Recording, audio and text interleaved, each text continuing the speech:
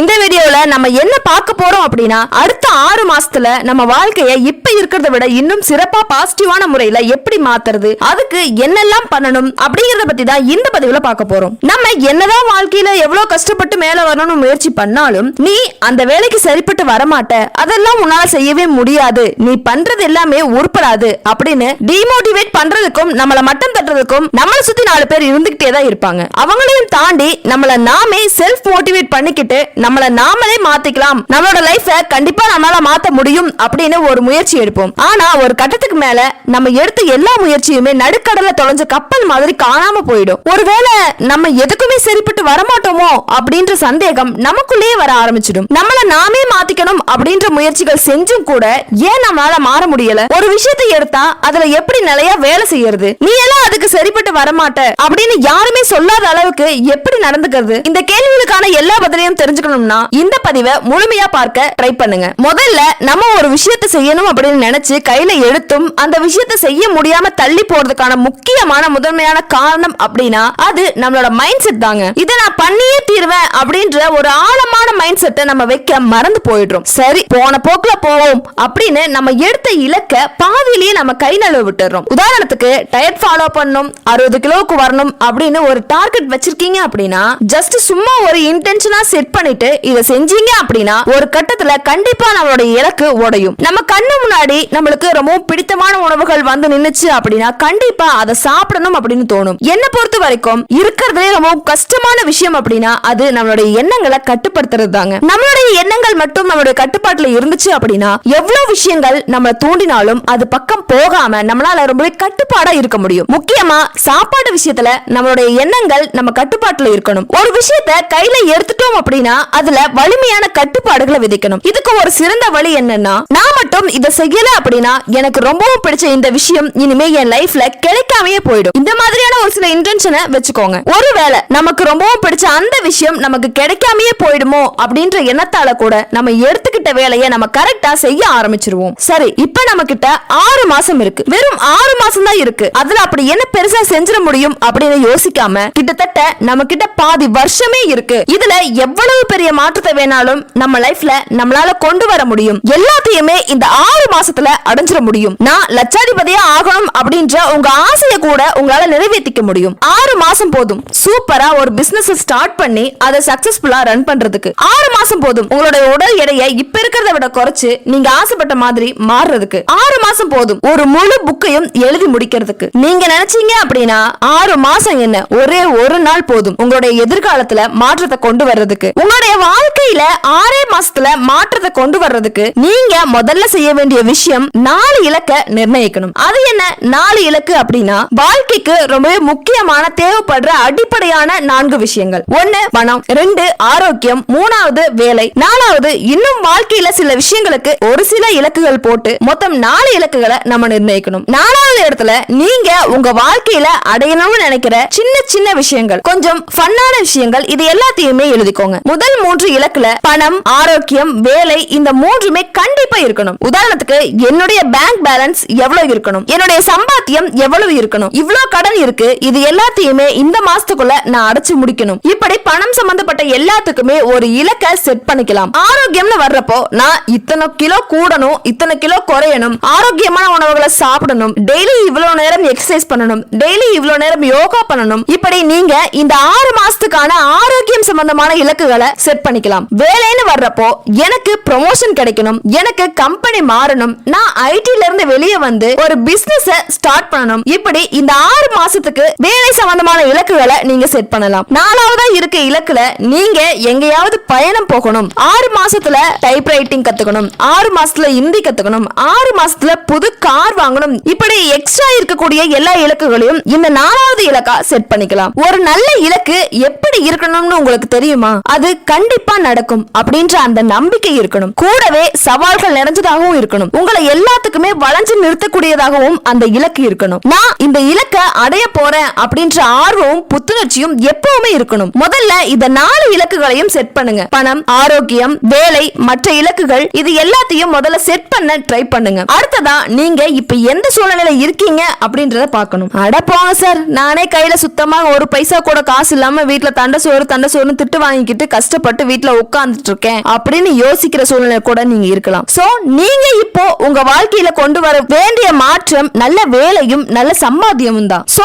இப்போ நீங்க எந்த இடத்துல இருக்கீங்க, எங்க இருந்து ஆரம்பிக்க போறீங்க, இப்படி எல்லாத்துலயுமே ரொம்ப தெளிவா இருக்கணும். உதாரணத்துக்கு உங்களுடைய பேங்க் பேலன்ஸ மாசம் 10,000 ரூபாயை நீங்க அதிகரிக்கணும் அப்படின்னு நினைக்கிறீங்கன்னா அதுக்கு முதல்ல இப்ப நீங்க உங்க பேங்க் அக்கவுண்ட்ல எவ்வளவு பேங்க் பேலன்ஸ் இருக்கு அப்படின்றத தெரிஞ்சுக்கணும். அதே மாதிரிதான் உங்க உடல் எடைக்கும். உடல் எடையை நீங்க குறைக்கணும் அப்படின்னா நீங்க பிளான் பண்றதுக்கு முன்னாடி இப்போ உங்களுடைய உடல் எடை எவ்வளவு இருக்கு அப்படின்றத பார்க்கணும். இப்போ எங்க இருந்து ஆரம்பிக்கலாம்? தினமும் ஒரு 5 நிமிஷம் ஓடணும் அப்படின்னா உடம்பு குறையும். இப்படி எங்க இருந்து தன்னுடைய இலக்க ஆரம்பிக்கலாம் அப்படின்னு சரியா சிந்திச்சு முடிவெடுங்க. இதுக்கப்புறம் இருக்கிற ஸ்டெப் தான் பிளானிங். நீங்க இப்ப எங்க இருக்கீங்க, எங்க போகணும், நீங்க நினைச்ச இடத்துக்கு போகணும் அப்படின்னா எது பிராக்டிகலான பிளானா இருக்கும். இப்படி ப்ராப்பரான ஒரு பிளான போடணும். சும்மா ஒரு வாரம் 2 வாரம் இல்லங்க, முழுசா உங்ககிட்ட 6 மாசம் இருக்கு. அந்த 6 மாசத்துக்கு தகுந்த மாதிரி தான் நீங்க உங்களோட பிளானிங்க போடணும். பிளான் மட்டும் பண்ணா பத்தாது, அது தகுந்த மாதிரி செயல்படவும் செய்யணும். உதாரணத்துக்கு நீங்க 6 மாசத்துல உடல் எடையை குறைக்கணும் அப்படின்னு வச்சுப்போம். அவ இலக்கா செட் பண்ணி இப்ப நீங்க எந்த வெயிட்ல இருக்கீங்க அப்படின்னு பார்க்கணும். இப்ப நீங்க ஒரு 110 கிலோ 120 கிலோ இருக்கீங்க அப்படின்னா 6 மாசம் இருக்கு. ஒவ்வொரு மாசமும் 10 கிலோ குறைக்கணும். அதுக்கு தினமும் நீங்க காலையில 5 மணிக்கு எந்திரிச்சு 20 நிமிஷம் ஓடணும், 10 நிமிஷம் நடக்கணும், 1.5 மணி நேரம் ஜிம்ல இருக்கணும். எந்த ஒரு எண்ணெய் பண்டங்களையும் சாப்பிடவே கூடாது. இதுதான் டயட் பிளான். இந்த மாதிரி காய்கறிகளை மட்டும் தான் சாப்பிடணும். இந்த மாதிரி சரியான பிளான் போட்டு 6 மாசத்துல 60 கிலோ குறைக்கிறது தான் சரியான இலக்கு. பக்காவா பிளான் பண்ணி கரெக்டா செயல்படுத்தவும் செய்யணும். அடுத்ததான் நீங்க வச்சிருக்கிற இலக்க நீங்க அடையணும்னா, அந்த இலக்க அடைஞ்சு வெற்றியாளரா ஆகணும்னா நீங்க எந்த மாதிரியான ஹேபிட்ஸை ஃபாலோ பண்ணணும் அப்படின்றத தெரிஞ்சுக்கணும். அந்த பழக்க வழக்கங்களை சரியான முறையில ஃபாலோ பண்ணவும் செய்யணும். ஒரு நல்ல இலக்கு அடையணும்னா அதை சும்மா அடைஞ்சிட முடியாது. அதுக்குன்னு ஒரு சில பழக்க வழக்கங்கள் வேணும். அதை பழகுனாதான் உன்னுடைய இலக்க சரியான முறையில உங்களால அடைய முடியும். உதாரணத்துக்கு அதே உடல் எடையை குறைக்க தான் நீங்க இலக்கு வச்சிருக்கீங்க அப்படின்னா உடற்பயிற்சி, நல்ல ஃபுட் டயட் இதெல்லாம் தான் முக்கியமான விஷயமா இருக்கும். அதுவே பணம் சம்பந்தப்பட்ட இலக்குகள் அடைய போறீங்க அப்படின்னா சேமிப்பு, செலவழிக்கிறது இது எல்லாத்துலயும் சரியான கட்டுப்பாடுகளோட இருக்கிறது தான் முக்கியமானதா இருக்கும். வேலை சம்பந்தப்பட்ட இலக்குகளா இருந்துச்சு அப்படின்னா தினமும் சில முக்கியமான இடங்களுக்கு உங்களுடைய ரெஸ்யூம் அனுப்பி சரியான வேலையை தேடுறது தான் முக்கியமானதா இருக்கும். இப்ப உங்ககிட்ட இருக்க ஹேபிட்ஸை நல்லா கவனிங்க. அதுல எதை மாத்திக்கணும், எந்த நல்ல பழக்கத்தை உள்ள கொண்டு வரணும், இப்படி எல்லாத்தையுமே அனலைஸ் பண்ணுங்க. சோ இப்படி நல்லா பிளான் பண்ணதுக்கு அப்புறம் உங்களுடைய இலக்கை நீங்க அடையறதுக்கு என்னெல்லாம் நல்ல ஹேபிட்ஸ் இருக்கோ அது எல்லாத்தையுமே நீங்க ஃபாலோ பண்ணணும். அடுத்ததா நீங்க பண்ண வேண்டிய விஷயம் 6 மாசத்துல குறுகிய காலத்துல உங்களுடைய இலக்கை அடையறதுக்கு உங்களுடைய இலக்கை பிரிச்சு சின்ன சின்ன கோல்ஸா செட் பண்ணணும். உதாரணத்துக்கு 6 மாசத்துல 60 கிலோ குறைக்கணும் அப்படிங்கிறது இலக்கா வச்சிருக்கீங்க அப்படின்னா இப்போ இந்த இலக்கை இன்னும் சின்ன சின்னதா பிரிக்கணும். ஒவ்வொரு மாசமும் 10 கிலோ குறைக்கணும், ஒவ்வொரு வாரமும் 3 கிலோ குறைக்கணும். இப்படி சின்ன சின்ன கோல்ஸா பிரிச்சு நம்ம செய்யும் போது இத நாளைக்கு பாத்துக்கலாம், இன்னும் 4 மாசம் இருக்கு, இன்னும் 5 மாசம் இருக்கு அப்படின்னு தள்ளி போடவே மாட்டோம். இந்த வாரமே 3 கிலோவை குறைச்சே ஆகணும் அப்படின்ற எண்ணம் நம்ம மைண்ட்ல இருந்துகிட்டே இருக்கும். சரியான டைமை செட் பண்ணி நீங்க சின்ன சின்ன இலக்குகளை அடையறீங்க அப்படின்னா அதுவே உங்களை ஆட்டோமேட்டிக்கா பெரிய இலக்குகளை அடைய வச்சிரும். சோ முதல்ல சின்ன சின்ன இலக்குகளை செட் பண்ணி அதை அடைஞ்சு அதுக்கான ஊக்கத்தையும் பரிசுகளையும் உங்களுக்கு நீங்களே கொடுத்துக்குங்க. இந்த விஷயமே உங்களை தானா பெரிய இலக்குகளை அடைய வச்சிரும். இப்போ எல்லாமே பிளான் பண்ணி பக்காவா இலக்குகளை செட் பண்ணியாச்சு. அடுத்த ஸ்டெப் என்னன்னா இது எல்லாத்தையும் செயல்படுத்தணும். இந்த உலகத்திலே ரொம்ப சிறந்த பிளான நீங்க போட்டாலும் கூட அதுக்கு ஏத்த மாதிரியான செயல்பாடுகளை நீங்க செய்யாம இருந்தீங்க அப்படின்னா அந்த இலக்கை கண்டிப்பா உங்களால அடையவே முடியாது. நீங்க போட்ட பிளான் ஒர்க் ஆகாது. எல்லாத்தையுமே பக்காவா பிளான் பண்ணிட்டு சும்மா உட்கார்ந்து எல்லாமே நடந்துரும் அப்படின்னு நீங்க நினைச்சீங்கன்னா அது ரொம்பவே தப்பான ஒரு விஷயம். கண்டிப்பா அது நடக்கவே நடக்காது. 6 மாசத்துல நீங்க அந்த இலக்கை அடையணும் அப்படின்னு நினைச்சிட்டீங்கன்னா அந்த 6 மாசத்துல முதல் நாளே உங்களுடைய எல்லா செயல்பாடுகளையும் நீங்க செய்ய ஆரம்பிச்சிடணும். அப்பதான் உண்மையான மாற்றமே உங்களுக்கு கிடைக்கும். எல்லாத்தையுமே பக்காவா பிளான் பண்ணி அதை செயல்படுத்தவும் ஆரம்பிச்சாச்சு. இப்போ ஒரு ஜர்னலிங் மாதிரி வச்சுக்கிட்டு ஒரு டைரி எடுத்து அதுல எல்லா விஷயங்களையும் எழுத ஸ்டார்ட் பண்ணுங்க. இந்த விஷயம் உங்களுக்கு ரொம்பவே யூஸ்ஃபுல்லானதா இருக்கும். ஒரு டைரி மாதிரி எடுத்துக்கிட்டு அதுல உங்களுடைய பிளான் எல்லாம் என்ன, எதையெல்லாம் கரெக்டா ஃபாலோ பண்ணீங்க, எதையெல்லாம் ஃபாலோ பண்ணாம மிஸ் பண்ணீங்க, இப்படி எல்லாத்தையுமே டெய்லி கரெக்டா நோட் பண்ணி வைங்க. இந்த ரிப்போர்ட் தான் உங்களை இன்னுமே மோட்டிவேட் பண்ணி உங்களை மூவ் ஆன் பண்ணி போக வைக்கும். உங்ககிட்ட எந்த ஒரு டைரியுமே இல்ல இல்ல ஜர்னல் பண்ற பழக்கமும் இல்ல அப்படின்னா இப்பவே ஒரு டைரிய வாங்கி அதுல உங்களுடைய உணர்வுகள், உங்களுடைய பிளான்ஸ், நீங்க அப்சர்வ் பண்ண விஷயங்கள், நீங்க மிஸ் பண்ண விஷயங்கள், இது எல்லாத்தையுமே நோட் பண்ணி வைங்க. இப்படி பண்ணும்போது முன்னேற்றங்களை நீங்க பார்க்க செம உற்சாகத்தோட உங்களுடைய இலக்கை நோக்கி ஃபுல் ஃபோர்ஸோட நீங்க நகர ஆரம்பிப்பீங்க. உங்களுக்கு ரொம்ப பிடிச்ச விஷயம், நீங்க ரொம்ப நேசிக்கிற விஷயம், உங்களுக்கு பிடிக்காத விஷயம், இப்படி எல்லாத்தையுமே நோட் பண்ணுங்க. இப்போ உங்க மைண்ட்ல என்ன ஓடிக்கிட்டு இருக்கு, இப்படி எல்லாத்தையுமே நோட் பண்ணுங்க. இந்த ஜர்னல் உங்க எண்ணங்களை முறையா தொகுத்து வைக்கும். நீங்க எதையெல்லாம் பார்க்க மிஸ் பண்ணீங்களோ அது எல்லாத்தையுமே உங்களை பார்க்க வைக்கும். உங்களுக்கு எது தேவையோ அந்த விஷயத்துல கவனம் செலுத்த வைக்கும். அடுத்ததா நீங்க செய்யற எல்லா விஷயங்களும் சரியா போய்கிட்டு இருக்கா அப்படின்றத ப்ராக்ரஸ் பண்ணணும். நீங்க செய்யற எல்லா விஷயமுமே சரியா போகுதா அப்படின்றத பார்க்கணும். உங்களுடைய செயல்களையும் அதுக்கான பலனையும் அளவிட்டு பார்க்கணும். உங்க வாழ்க்கையில நீங்க உண்மையான மாற்றத்தை பார்க்கணும் அப்படின்னா நீங்க எந்த விஷயத்தை செஞ்சுக்கிட்டு இருக்கீங்களோ அதுக்கான உண்மையான ப்ராக்ரஸ சரியான முறையில மெஷர் பண்ணிக்கிட்டே இருக்கணும். ஒரு விஷயம் செய்றீங்க அப்படின்னா அதை அப்படியே விட்டுறக்கூடாது. அதை எப்படி செய்றீங்க அப்படின்னு பார்க்கணும். அப்பதான் எதுலயாவது அட்ஜஸ்ட்மெண்ட் பண்ண முடியுமா அப்படின்னு உங்களால சரியா நோட் பண்ண முடியும். உங்களுடைய உடல் எடையையும் நீங்க பண்ணக்கூடிய விஷயங்களையும் சரியான முறையில ப்ராக்ரஸ் பண்ணல அப்படின்னா உங்களுடைய டயட், எக்ஸசைஸ் பிளான் எல்லாமே எப்படி கரெக்டா ஒர்க் ஆகுதுன்னு உங்களால எதையுமே கண்டுபிடிக்க முடியாது. அப்பப்போ நின்னு நம்ம சரியான பாதையில தான் போறோமா அப்படின்னு ட்ராக்கை செக் பண்ணலைன்னா எப்படி சரியான பாதையில தான் நம்ம போய்கிட்டு இருக்கோம் அப்படின்றத நம்ம தெரிஞ்சுக்க முடியும். சோ எல்லா விஷயத்தையும் ப்ராக்ரஸ் பண்ணிக்கிட்டே இருங்க. எதையுமே மிஸ் பண்ணிடக்கூடாது. போராட்டம் இல்லனா கண்டிப்பா ப்ராக்ரஸ் இருக்காது. முயற்சி பண்ணி நம்ம செய்யக்கூடிய விஷயங்கள் எல்லாத்தையுமே கஷ்டப்பட்டாவது நம்ம முடிச்சாதான் சரியான ட்ராக்ல நம்மளால போக முடியும். நம்ம இலக்கையுமே சீக்கிரமா அடைய முடியும். நம்மளுடைய இலக்கை நோக்கி நம்ம எடுத்து வைக்கிற ஒவ்வொரு அடியிலுமே கஷ்டம் இருக்கும், போராட்டம் இருக்கும், தியாகம் இருக்கும். ஓய்வே இல்லாம ஃபேஷனோட செயல்படுறவங்க எல்லாருமே சரியான ப்ராக்ரஸ நோட் பண்ணிக்கிட்டே இருப்பாங்க. உங்களுடைய ப்ராக்ரஸ மத்தவங்களோட கம்பேர் பண்ணாதீங்க. நம்மளுடைய பயணத்தை சரியா முடிக்க நமக்கான நேரமும் சக்தியும் தான் நமக்கு தேவையானது. மத்தவங்களுடைய எந்த விஷயமும் நமக்கான இலக்குல நம்மள சரியா பயணிக்க வைக்காது. நீங்க என்ன நினைக்கிறீங்களோ அதுக்கு ஏத்த மாதிரி வளைஞ்சு போகணும். உங்களுக்குன்னு ஒரு கம்ஃபர்ட் ஜோன் போட்டுக்கிட்டு அதுக்குள்ள மட்டுமே தான் நான் இருப்பேன் அப்படின்னு அடப்பிடிக்க கூடாது. நீங்க அடையணும்னு நினைக்கிற இடத்துக்கு ஏத்த மாதிரி நீங்க வளைஞ்சு போய்கிட்டே தான் இருக்கணும். நீங்க இந்த பிளான சரியா பண்ணி முடிக்க முடியாது, இது செய்யறது ரொம்பவே கஷ்டம், இப்படி ஏகப்பட்ட விஷயங்கள் உங்களை தடுக்க உங்க வழியில குறுக்க வந்துகிட்டே தான் இருக்கும். நிறைய புது புது வழிகள் உருவாகும். அது எல்லாமே உங்களுக்கு பயனுள்ளதாக இருந்தாலும் அதை கண்டுக்காம விட்டுடுவீங்க. சோ எல்லாத்துக்குமே வளைஞ்சு கொடுக்கணும் அப்படின்னா நீங்க ரொம்பவே ஓபன் மைண்டடா இருக்கணும். புது புது விஷயங்களை வரவேற்கணும். ஏதாவது வித்தியாசமான வழிகள் இருக்கா, அது எல்லாமே உங்க இலக்குல உங்களை தீர்மானமா நிக்க வைக்குதா, இப்படி எல்லாத்தையுமே பார்க்கணும், வரவேற்கணும். உங்க இலக்கை நீங்க அடையிற வரைக்கும், உங்க வாழ்க்கையில மாற்றங்களை கொண்டு வர வரைக்கும் நீங்க வச்சிருக்கிற இலக்குல குறியா நின்னு செயல்படுங்க. எல்லாத்துக்குமே வளைஞ்சு கொடுத்து போறவங்க தான் பிளஸ்ட்னு கூட சொல்லலாம். ஏன்னா அவங்க என்ன வடிவமா இருந்தாலும் அதுல கரெக்டா ஃபிட் ஆயிடுவாங்க. நீங்க எடுத்த முடிவுல நீங்க தீர்மானமா இருக்கணும். அந்த தீர்மானத்துக்கு வளைஞ்சு கொடுக்க வேண்டிய சூழ்நிலை வந்துச்சு அப்படின்னா அதுக்குமே நீங்க ரெடியா இருக்கணும். சோ நீங்க எடுத்த முடிவுல தாராளமா வளைஞ்சு கொடுத்து போகலாம். இது உங்க இலக்கு அடையறதுக்கும் ரொம்பவே உதவியா இருக்கும். முடிவுல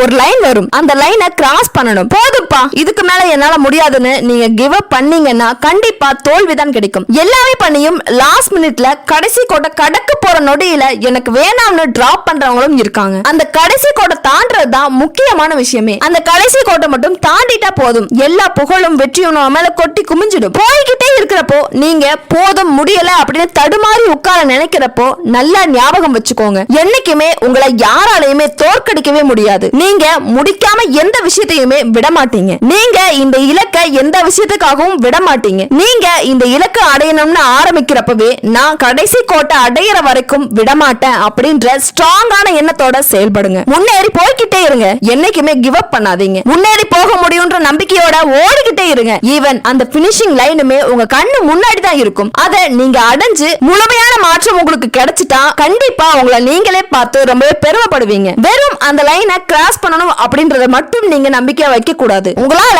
அடைய முடியும், அது கிட்டதான் இருக்கு, அதை அடைஞ்சுக்கிட்டே இருக்கேன் அப்படின்ற மோட்டிவேஷனை உங்களுக்குள்ள நீங்களே கொடுத்துக்கிட்டே இருங்க. நீங்க எப்படி இந்த ரேஸ ஆரம்பிக்க போறீங்க, ரேஸ்ல நீங்க எங்க இருக்கீங்க, இதெல்லாம் அதிக முக்கியம் இல்ல. எப்படி அந்த பினிஷிங் லைனை நீங்க கிராஸ் பண்ண போறீங்க அப்படிங்கிறது தான் விஷயமே. உங்க கண் பார்வை எல்லாமே அந்த பினிஷிங் லைன் மேலதான் இருக்கணும். உங்களை சுத்தி இருக்கக்கூடிய பிரச்சனைகள் மேல உங்க கவனம் தடம் இருக்கவே கூடாது. நீங்க அடையக்கூடிய அந்த பினிஷிங் லைன் தான் அடுத்து வரக்கூடிய ஒரு புது ரேஸுக்கான ஆரம்ப புள்ளியாவே இருக்கும். இதையெல்லாம் முடிச்சிட்டு நீங்க திரும்பி பாக்குறப்போ அந்த 6 மாசமும் ஒரு வெற்றியாளனா தினம் தினம் நீங்க வாழ்ந்திருக்கீங்க அப்படின்ற சந்தோஷமும் பெருமையும் உங்களுக்கு கிடைக்கும். ஒரு விஷயத்தை கையில எடுத்தா அது முடிக்கிறது ரொம்பவே கஷ்டமான விஷயம் அப்படின்னு செய்யறவங்களுக்கு மட்டும்தான் தெரியும். ஆனா அதை எடுத்து சரியா செஞ்சு முடிச்சிட்டீங்க அப்படின்னா உங்க மேல உங்களுக்கே ஒரு புது நம்பிக்கையும் சந்தோஷமும் வரும். அதுக்கப்புறம் நீங்க செய்யக்கூடிய எல்லா விஷயங்களையும் நீங்க ரொம்பவே சிறப்பாகவும் வேகமாகவும் செய்வீங்க. ஏன்னா இந்த முதல் வெற்றி உங்களுக்கு கொடுத்த ஊக்கம் வாழ்நாள் முழுவதும் இருந்துகிட்டே இருக்கும். 6 மாசத்துலயா அதுக்கெல்லாம் வாய்ப்பே இல்ல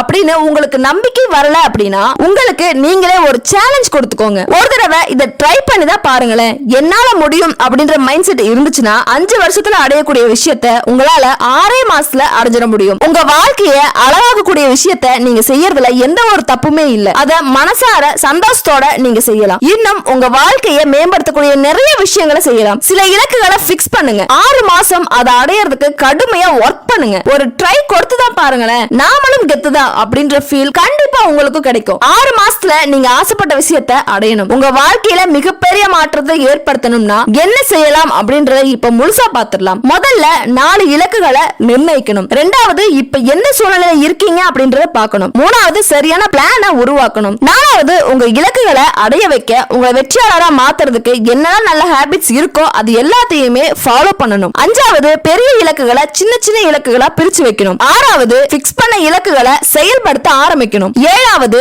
ஒரு டைரியை வச்சு எல்லாத்தையுமே நோட் பண்ணணும். 8வது ப்ராக்ரஸ் எல்லாத்தையுமே சரியான முறையில மெஷர் பண்ணணும். 9வது நீங்க வச்ச இலக்குகள் எல்லாத்துக்குமே வளைஞ்சு கொடுத்து போகணும். கடைசியா 10வது நீங்க வச்ச இலக்கோட பினிஷிங் லைனை கிராஸ் பண்ணணும். எப்பவுமே கிவ் அப் பண்ணிட கூடாது. நல்லா ஞாபகம் வச்சுக்கோங்க. ஒவ்வொரு அடுத்த நாளும் நம்ம வாழ்க்கையை மாற்றக்கூடிய சிறப்பான வாய்ப்புகள் தான் உங்களுக்குள்ளேயே கேளுங்க. இப்ப நீங்க என்ன பண்ணிக்கிட்டு இருக்கீங்க? இப்ப நீங்க செய்யற செயல்கள் நாளைக்கு நீங்க எதை அடையணும்னு நினைக்கிறீங்களோ அதுகிட்ட உங்களை கூட்டிட்டு போகுமா? இல்லைன்னு பதில் வந்தா அதுக்கு ஏத்த மாதிரி மாற்றங்களை கொண்டு வரணும். நீங்க மட்டும்தான் உங்க வாழ்க்கையை மாத்த முடியும் அப்படின்றத நல்லா ஞாபகத்துல வச்சுக்கோங்க. உங்களை தவிர வேற யாராலையும் உங்க வாழ்க்கையை மாத்தி அமைச்சு அழகாக்கிட முடியாது. எப்பவுமே கம்ஃபர்ட் ஜோன்லயே இருந்து சிறந்த விஷயங்களை அடைஞ்சிட முடியாது. கொஞ்சம் எழுந்திருச்சு நடந்து வெளியே வந்துதான் பாருங்க. வாழ்க்கை ரொம்ப வித்தியாசமானதா இருக்கும். எல்லா சூழ்நிலைகளிலும் ஒரு விஷயத்த சொல்லிக்கோங்க. எவ்வளவு கஷ்டமா இருந்தாலும் பரவாயில்ல, இன்னும் எவ்வளவு கஷ்டம் வந்தாலும் பரவாயில்ல, கட்டாயம் நான் வச்ச இலக்க அடைஞ்சே தீருவேன். இந்த பிடிமானத்தை உங்களுக்குள்ள வச்சு